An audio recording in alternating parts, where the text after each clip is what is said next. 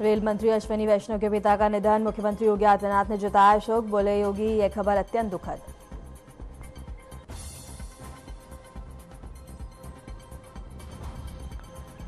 बाराबंकी के किसान जयसिंह को मिला सम्मान, मुख्यमंत्री ने दिया सर्वश्रेष्ठ बागवान का पुरस्कार। जयसिंह की मेहनत को मिली बड़ी पहचान।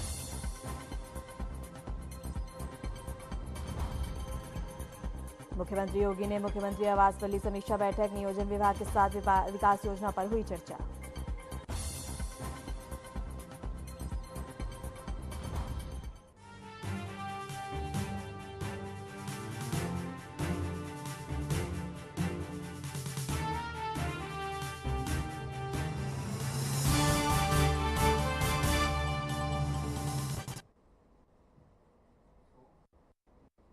नमस्कार, मैं वर्षा शर्मा और रुक करेंगे उत्तर प्रदेश की खबरों की ओर। बाराबंकी के किसान जयसिंह को मुख्यमंत्री से सर्वश्रेष्ठ बागवान का पुरस्कार मिला। जयसिंह ने जैविक खेती की विधियों को अपनाते हुए कृषि क्षेत्र में उदाहरण स्थापित किया है, जिससे बाराबंकी में कृषि क्षेत्र में नया उत्साह देखा जा रहा है। जयसिंह की उपलब्धि ने स्थानीय किसानों के बीच प्रेरणा का संचार किया और जैविक कृषि को बढ़ावा देने में महत्वपूर्ण भूमिका निभाई है। मुख्यमंत्री ने उनकी मेहनत और समर्पण की प्रशंसा की और अन्य किसानों को भी पर्यावरण के अनुकूल खेती अपनाने के लिए प्रेरित किया है। यह पुरस्कार बाराबंकी के किसानों के लिए गर्व का विषय बन गया है और आने वाले दिनों में जैविक खेती के प्रति जागरूकता बढ़ाने की उम्मीद भी जताई जा रही है।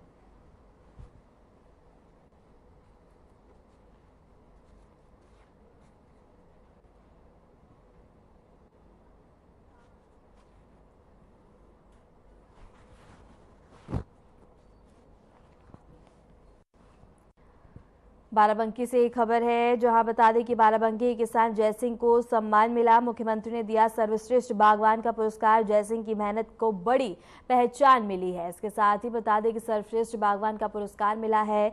इसके साथ ही बाराबंकी के किसान जयसिंह को सम्मान किया गया। मुख्यमंत्री योगी आदित्यनाथ ने सर्वश्रेष्ठ बागवान का पुरस्कार दिया है। जयसिंह की मेहनत को बड़ी पहचान मिली है।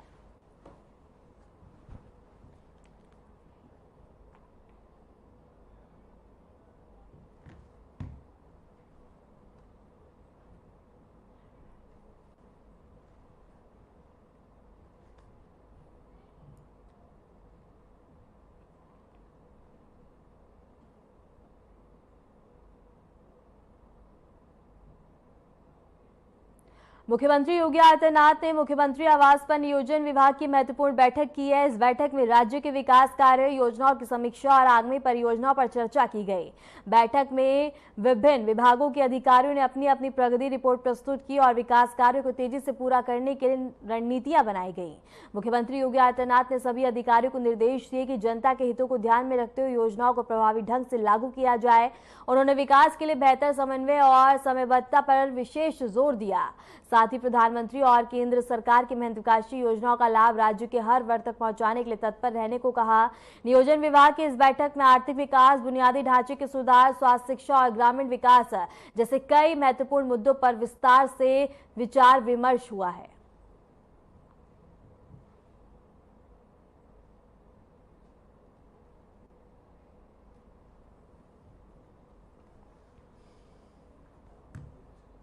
उत्तर प्रदेश के डिप्टी सीएम और स्वास्थ्य मंत्री बृजेश पाठक आज गोंडा दौरे पर रहे। उन्होंने विदेश राज्य मंत्री कीर्तिवर्धन सिंह के पिता स्वर्गीय कुंवर आनंद सिंह को श्रद्धांजलि अर्पित किया और उनकी स्मृतियों को भावभीनी यादों के साथ साझा किया।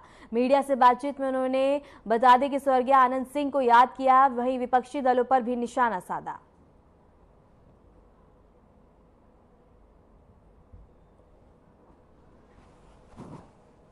आनंद सिंह जी हम सबके बीच में नहीं रहे।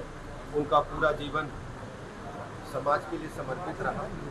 राजनीति में इतने बड़े पदों पर रहने के बावजूद कभी भी उन्होंने अपने आप को बड़ा नहीं समझा। गरीब जनता से हमेशा जुड़े रहे। ये दुख की घड़ी है हमारी पार्टी के लिए, हमारे परिवार के लिए। कीर्तिवर्धन जी हमारे मित्र हैं और इन्होंने भी अपने पिताजी की पार्टी को आगे बढ़ाते हुए हमेशा गरीब जनता के साथ खड़े हैं। ऐसे दुख की घड़ी में हम पूरे परिवार के साथ हैं और ईश्वर से प्रार्थना करते हैं कि उन्हें अपने श्री चरणों में स्थान दें और दुखी परिवार को इस असहनीय पीड़ा को सहने की ताकत। एक नाम था यूपी में टाइगर, कितनी बड़ी क्षति है। राज साहब ने पूरा जीवन बहादुरी के साथ और निडरता के साथ समाज सेवा करते हुए बिताया। और उनका बड़ा राजनीतिक इतिहास है। हर परिस्थिति में वो जनता के लिए लड़ते रहे और उनको यूपी टाइगर से कई उपाधियों से हमेशा वो गरीब जनता के लिए काम। पूर्व प्रधानमंत्री चंद्रशेखर जी की पुण्यतिथि के अवसर पर लखनऊ के बतादिक स्थित चंद्रशेखर चबूतरे पर श्रद्धांजलि कार्यक्रम का आयोजन किया गया। इस मौके पर विभिन्न दलों के नेता और समाजसेवियों ने उनके योगदान को याद किया और श्रद्धा सुमन अर्पित किए। वित्त मंत्री सुरेश खन्ना, मंत्री संजय निषाद और राजा भैया सहित कई दिग्गज नेताओं ने चंद्रशेखर जी के सिद्धांतों और राजनीतिक जीवन पर प्रकाश डाला।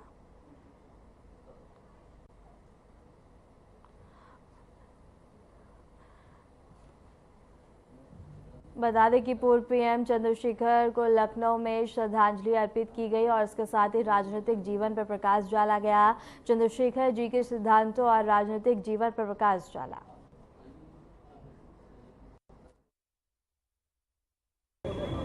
और जो जन्मोत्सव समारोह होते हैं महापुरुषों के, वो संकल्प लेने के और संघर्ष को याद करने के लिए कठिनाइयों से कैसे लड़ा जा सकता है, लक्ष्य को कैसे पूरा किया जा सकता है, राजनीति के माध्यम से लोगों की सेवा की जा सकती है, लोकतंत्र में जो अवसर प्रदान है उसे कैसे प्राप्त किया जा सकता है।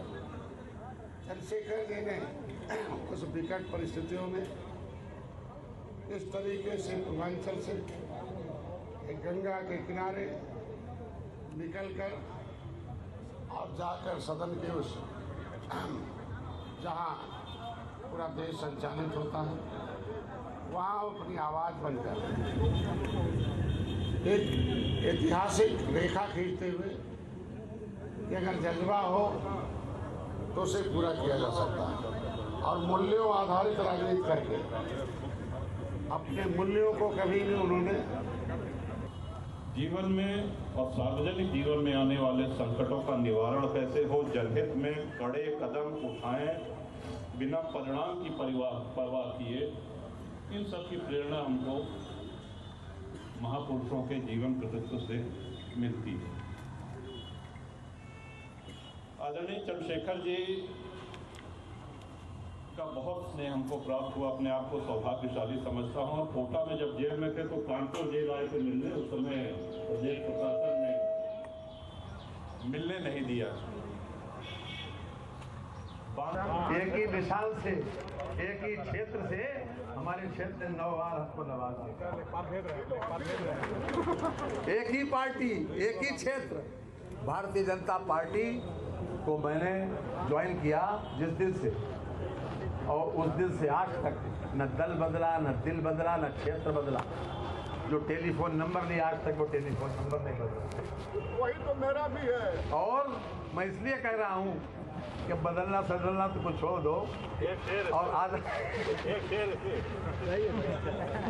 एक शेर इसी को मैं सुना दे। देखिए, मौजूद शेर सुनाना उस वक्त का इस विषय के ऊपर अभी सुना दें।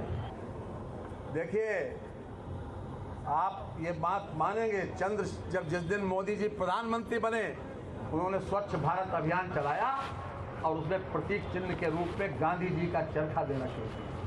ये आपको स्वीकार करना चाहिए। साथ ही चश्मा और चरखा, चश्मा खास तौर से चश्मा अपने आप में स्वच्छता का प्रतीक बना दिया, क्योंकि गांधी जी के बाद अगर सही मायने में किसी ने स्वच्छता का संदेश पूरे देश में पहुंचाया लोगों को। फिलहाल रुकते हैं एक छोटे से ब्रेक के लिए, बने रहे हमारे साथ।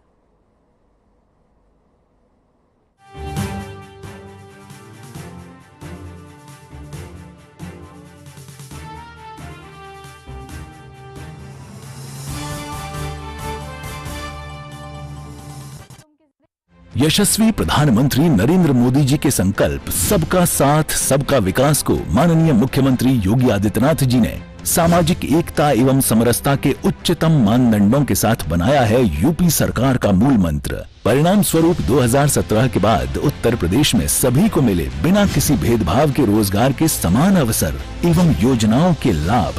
8.5 लाख से अधिक सरकारी और 3,75,000 से अधिक संविदा पर नौकरी पाने वाले जहां निष्पक्ष और पारदर्शी प्रक्रिया के साक्षी बने, वहीं अनुसूचित जाति, जनजाति, पिछड़े एवं निम्न आय वर्ग के अभ्यर्थियों को मिला आरक्षण का संपूर्ण लाभ।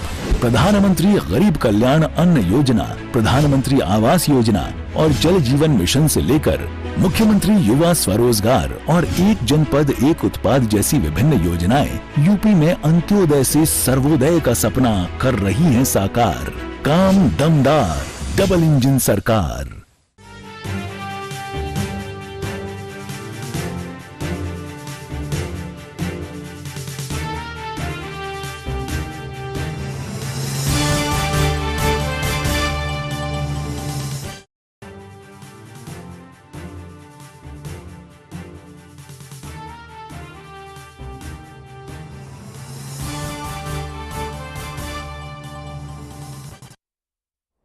ब्रेक के बाद स्वागत है। खबरों में आगे बढ़ते हैं। केंद्रीय मंत्री जयंत चौधरी आज मेरठ पहुंचे, जहां उन्होंने सरदार वल्लभ भाई पटेल कृषि एवं प्रौद्योगिकी विश्वविद्यालय में आयोजित एक कार्यक्रम में भाग लिया।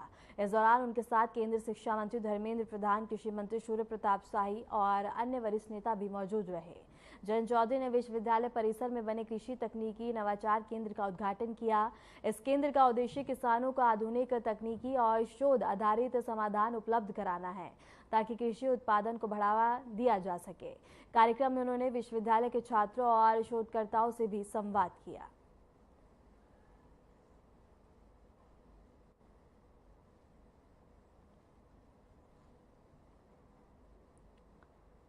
पूर्व प्रधानमंत्री चंद्रशेखर की 18वीं पुण्यतिथि के अवसर पर वाराणसी में बता दें कि भवन में एक संगोष्ठी का आयोजन किया गया।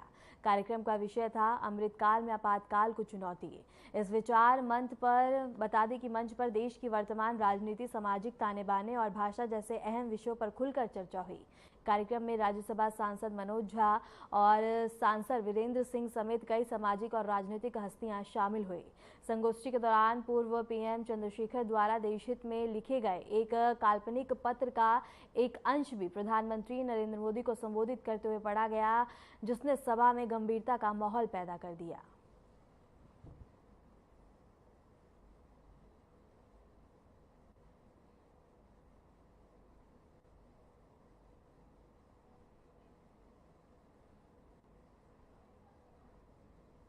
लखनऊ से बड़ी खबर है, जहां नोएडा की कंपनियों पर छापा हुआ है और इसके साथ ही 103 करोड़ कैश जब्ती की कार्रवाई हुई है। 116 बैंक खाते ईडी ने फ्रीज किए हैं। हवाला नेटवर्क पर ईडी का शिकंजा देखने को मिला है। डिजिटल साक्ष्य और दस्तावेज बरामद किए गए। इस वक्त की बड़ी खबर है, जहां बता दें कि नोएडा कंपनियों पर छापेमारी हुई है। 103 करोड़ कैश और 116 बैंक खातों पर ईडी ने फ्रीज किए हैं और हवाला नेटवर्क पर ईडी का शिकंजा कसता हुआ नजर आया है। डिजिटल साक्ष्य और दस्तावेज बरामद किए गए हैं। लखनऊ से बड़ी खबर है, जहां नोएडा की कंपनियों पर छापेमारी की कार्रवाई देखने को मिली है और 103 करोड़ कैश जब्ती की कार्रवाई हुई है और इसके साथ 116 बैंक खाते ईडी ने फ्रीज किए हैं। इसके साथ ही हवाला नेटवर्क पर ईडी का शिकंजा देखने को मिला है। डिजिटल साक्ष्य और दस्तावेज बरामद किए गए हैं। इस वक्त की बड़ी खबर लखनऊ से है, जहां नोएडा की कंपनियों पर छापेमारी की कार्रवाई देखने को मिली है। ईडी ने छापेमारी की है।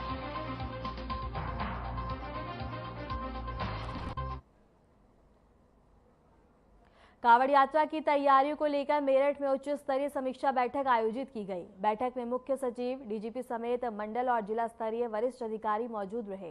पिछले वर्षों की परंपरा से हटकर इस बार अधिकारियों ने बता दें कि मंदिर में बाबा के दर्शन के बिना ये बैठक की और आमतौर पर हर साल कांवड़ यात्रा से पहले अधिकारी बता दें कि मंदिर में पूजा अर्चना कर यात्रा की शुरुआत और सुरक्षा व्यवस्था की समीक्षा करते थे।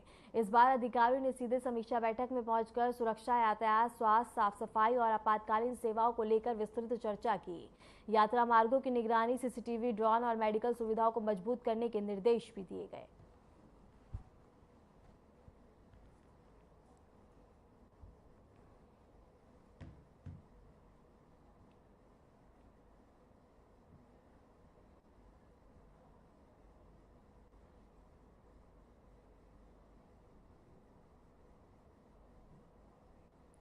आगमई कावड़ यात्रा को लेकर मैनपुरी में सुरक्षा इंतजामों को लेकर एसपी सिटी ने अहम बयान दिया। उन्होंने बताया कि कावड़ियों की सुरक्षा के लिए पुलिस बल को विभिन्न रूट्स पर तैनात किया गया। एसपी सिटी ने कहा कि यात्रा मार्गों को कई जोन और सेक्टर में बांटकर सुरक्षा व्यवस्था ऋण की गई है। इसके अलावा भीड़भाड़ और जाम से निपटने के लिए रूट डायवर्जन का भी विस्तृत प्लान तैयार किया जा रहा है।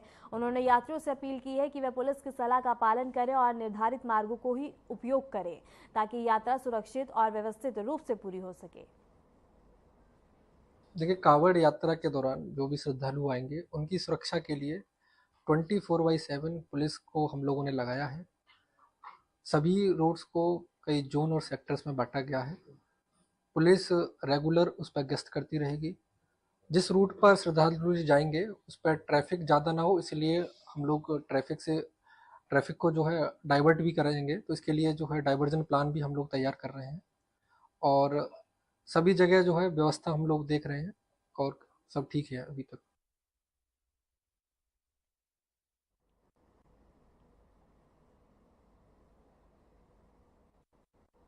धर्मांतरण और राष्ट्र विरोधी गतिविधियों के आरोप में फंसे जलाउद्दीन उर्फ छांगुर बाबा के खिलाफ प्रशासन का शिकंजा लगातार कसता जा रहा है।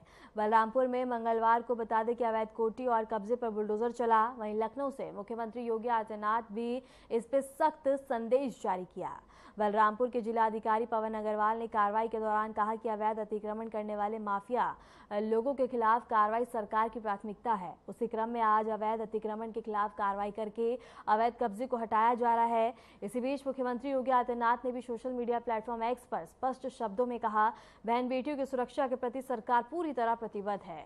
जलाउद्दीन की गतिविधियां समाज और राष्ट्र विरोधी हैं। कानून व्यवस्था पर कोई ढिलाई नहीं बरती जाएगी।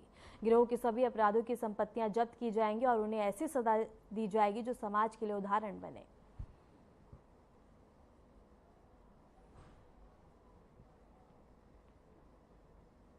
जैसा कि सरकार की सर्वोच्च प्राथमिकता है कि जो भी अवैध अतिक्रमण करता है या माफिया प्रकृति के लोग जो सरकारी भूमियों पर कब्जा कर लेते हैं उनके विरुद्ध कार्रवाई की जाए।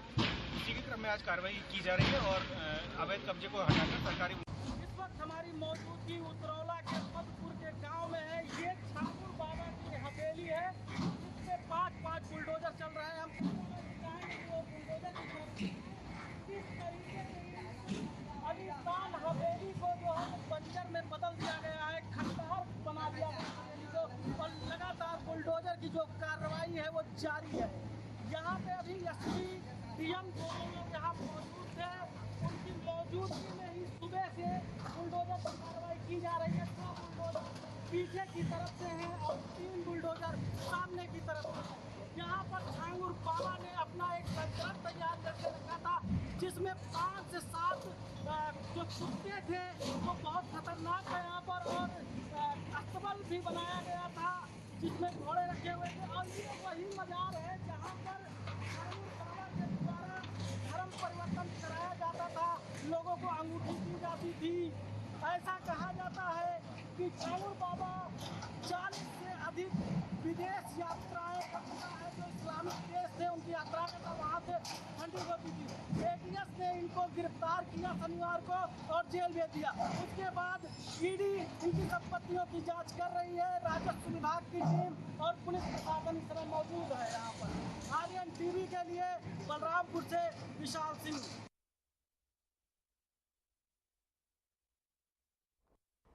फिलहाल रुकते हैं एक छोटे से ब्रेक के लिए, बने रहे हमारे साथ।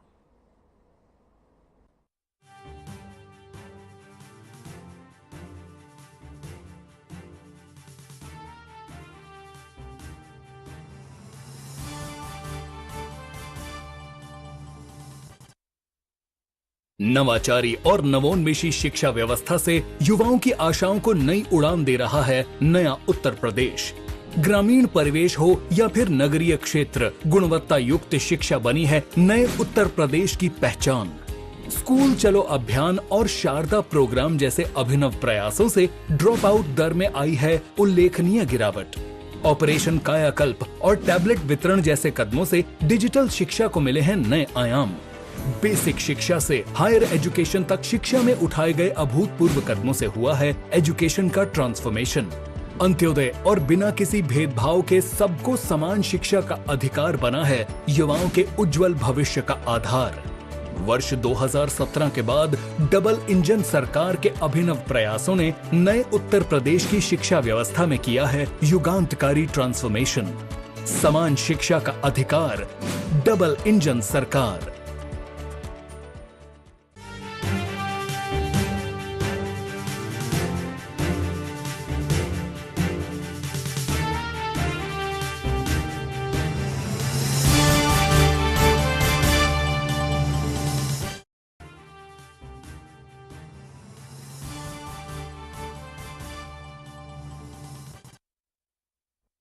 ब्रेक के बाद स्वागत है। खबरों में आगे बढ़ते हैं। उत्तर प्रदेश सरकार के निर्देश पर औषधि निरीक्षक राजिया बानो की अगुवाई में जिले में नशीले दवाओं के खिलाफ सख्त अभियान चलाया गया। जैतपुर क्षेत्र में नशीली रिप की अवैध बिक्री में लिप्त 2 लोगों को गिरफ्तार कर पुलिस को सौंपा गया। अभियान के दौरान मेडिकल स्टोर सहित कई प्रतिष्ठानों की जांच की गई और 3 मेडिकल स्टोरों से संदिग्ध दवाओं के नमूने भी भरकर जांच के लिए भेजे गए। निरीक्षक राजिया बानो ने भी सभी मेडिकल स्टोर संचालकों को चेतावनी दी है कि नशीली दवाओं की बिक्री पर सख्त कार्रवाई होगी। साथ ही दवाओं का रखरखाव, रिकॉर्ड और वितरित नियमों के अनुसार सुनिश्चित करने के निर्देश दिए हैं।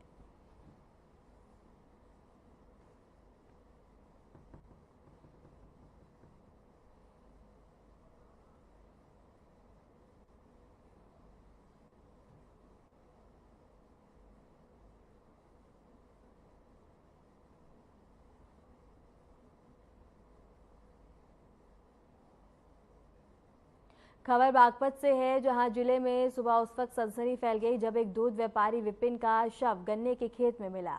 मृतक के सिर में 3 गोलियां मारी गई थी और हत्या इतनी निर्मम थी कि मौके से कारतूस, चप्पल और बाइक भी बरामद हुई।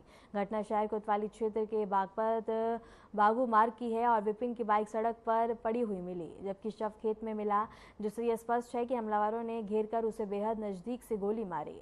हत्या की जानकारी मिलते ही इलाके में हड़कंप मच गया। परिजनों और स्थानीय लोगों ने आक्रोश में आकर दिल्ली सहारनपुर हाईवे को बता दें कि वंदना चौक के पास जाम कर दिया। उन्होंने शव रखकर हत्यारों की गिरफ्तारी की मांग की और प्रशासन के खिलाफ नारेबाजी की।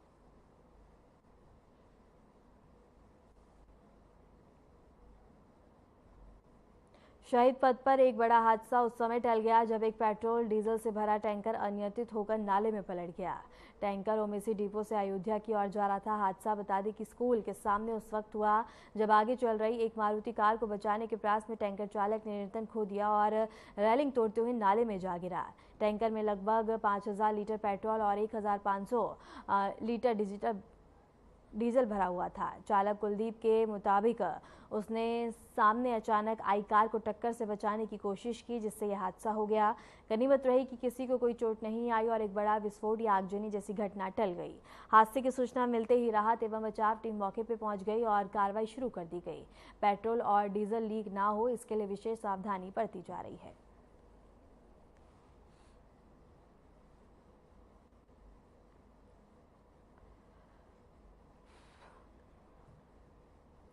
गाजियाबाद के इंदिरापुरम में रहने वाले उज्ज्वला सिंह द्वारा क्रिकेटर यश दलाल पर लगाए गए गंभीर आरोपों की पुलिस जांच के बाद मुकदमा दर्ज कर लिया गया। यह मामला हाल ही में सुर्खियों में आया था। पुलिस ने जांच के दौरान उपलब्ध तथ्यों और साक्ष्यों का आधार बनाकर उज्ज्वला सिंह की तहरीर पर यश दलाल के खिलाफ कानूनी कार्रवाई शुरू की है। अभी तक क्रिकेटर यश दलाल की गिरफ्तारी नहीं हो पाई है। अब यह देखना बाकी है कि इंदिरापुरम थाना पुलिस उसे कब गिरफ्तार करती है और आगे की कार्रवाई क्या होती है।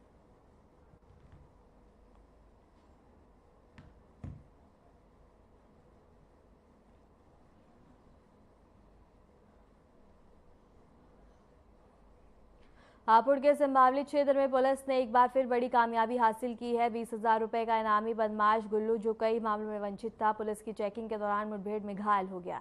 मुठभेड़ के दौरान बदमाश ने पुलिस पर गोली भी चलाई, लेकिन पुलिस ने जवाबी कार्रवाई कर उसे घायल कर दिया। पुलिस ने बदमाश के पास से अवैध हथियार, जिंदा कारतूस और बता दें कि मोटरसाइकिल बरामद की है। गिरफ्तार बदमाश पर गैंगस्टर एक्ट, गौकशी आर्म्स एक्ट और इसके साथ ही NDPC एक्ट समेत 1 दर्जन से अधिक मुकदमे दर्ज हैं।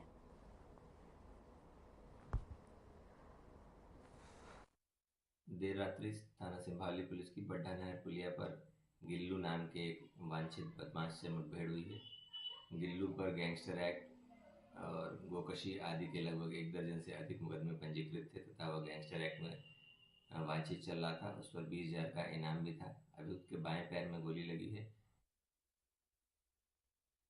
खबरों में नहीं, और ऐसे देश और दुनिया की तमाम खबरों को जानने के लिए बने रहे हमारे साथ।